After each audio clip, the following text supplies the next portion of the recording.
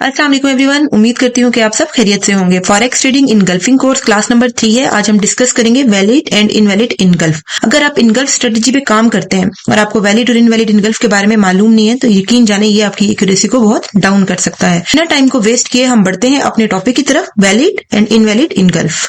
सबसे पहले हम बात करेंगे वैलिड बाय इनगल्फ।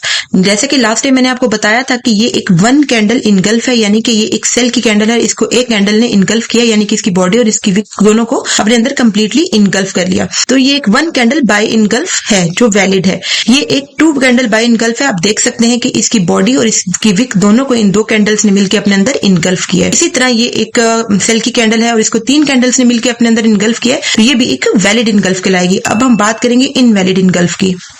अच्छा जी, यहाँ पे मैंने तीन एग्जांपल्स बनाई हैं। जैसे कि आप देख रहे हैं कि ये एक सेल की कैंडल है ये, लेकिन नेक्स्ट कैंडल जो बाय की कैंडल क्रिएट हुई है इसने इसको अपने अंदर कंप्लीटली इनगल्फ नहीं किया। आप चेक करें कि बेशक ये बाय की कैंडल यहाँ तक गई है, लेकिन इसकी क्लोजिंग जो है वो यहाँ पे हुई है, यानी कि इसकी बॉडी को तो इसने इनगल्फ किया लेकिन इसकी विक को इसने इनगल्फ नहीं किया, तो हम इसे इनवैलिड इनगल्फ मानेंगे। ये वैलिड इनगल्फ नहीं है। इसी तरह अगर ये कैंडल आप चेक करें कि ये एक सेल की कैंडल है, नेक्स्ट कैंडल जो दो कैंडल्स बनी है बाय की, इन दोनों कैंडल्स ने मिलकर इसको इनगल्फ नहीं किया। यहाँ से लेके यहाँ तक इसकी बॉडी और विक है, ठीक है, लेकिन ये दो कैंडल्स मिलके भी इसको कंप्लीटली अपने अंदर इनगल्फ नहीं कर पाई। इस कैंडल की जो बॉडी है उसकी क्लोजिंग जो है वो इसकी विक के अंदर हुई है, तो डेट्स मीन कि ये भी एक इनवैलिड बाय इनगल्फ है। इस तरह अगर आप ये देखें कि ये तीन कैंडल्स बनी है लेकिन इन तीनों कैंडल्स ने मिलके इसको इनगल्फ नहीं किया, इस कैंडल की क्लोजिंग जो है वो इस कैंडल के हाई पे नहीं हुई बल्कि इसके हाई के अंदर ही हो गई है, तो ये भी एक इनवैलिड बाय इनगल्फ कहलाएगी।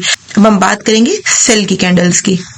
जी, ये वैलिड सेल इनगल्फ है। जैसा कि मैंने लास्ट टाइम आपको बताया था कि ये एक कैंडल है, इस एक कैंडल को इस एक कैंडल ने कंप्लीटली अपने अंदर इनगल्फ किया है, तो ये एक वैलिड सेल इनगल्फ है। सेकेंडली ये भी वैलिड सेल इनगल्फ है, यहाँ पे इस एक कैंडल को दो कैंडल्स ने मिलकर अपने अंदर इनगल्फ किया है। थर्डली देखा जाए तो इस एक कैंडल को इन तीन कैंडल्स ने मिलकर अपने अंदर इनगल्फ किया, यानी कि इसके लो के नीचे इसकी क्लोजिंग हो गई, तो डेट्स मीन कि ये भी एक वैलिड सेल इनगल्फ है। हम इनवैलिड के बारे में बात करते हैं। अच्छा जी, ये चेक करें कि यहाँ पे एक बाय की कैंडल बनी है, जो सेल की कैंडल बनी है, बेशक उस सेल की कैंडल का लो जो है वो यहाँ तक है, लेकिन उसने अपनी क्लोजिंग जो है वो यहाँ पे की है, यानी कि इसकी बॉडी से नीचे उसकी क्लोजिंग नहीं हुई, इसकी बॉडी के अंदर ही उसकी क्लोजिंग हो गई है। ये एक इनवैलिड सेल इनगल्फ है।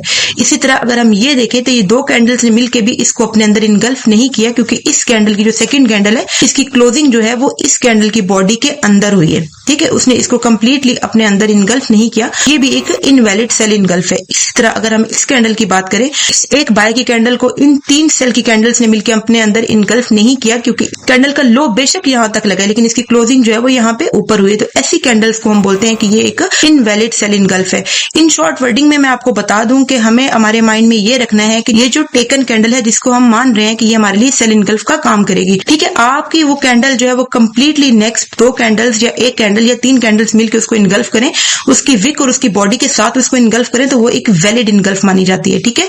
और अगर उसकी विक या उसकी बॉडी के अंदर उसकी क्लोजिंग हो जाए, ठीक है, तो वो एक वैलिड इनगल्फ नहीं होती बल्कि इनवैलिड इनगल्फ होती है। और अगर आप मेरी कम्युनिटी का हिस्सा बनना चाहते हैं तो लिंक बायो में मौजूद है। अगर आपको इस वैलिड और इनवैलिड इनगल्फ की समझ नहीं आई तो बायो में मेरा नंबर भी मौजूद है, आप मुझसे डायरेक्ट क्वेश्चन भी कर सकते हैं। अपना बहुत ख्याल रखिएगा guys, wish you all the best. Allah Hafiz.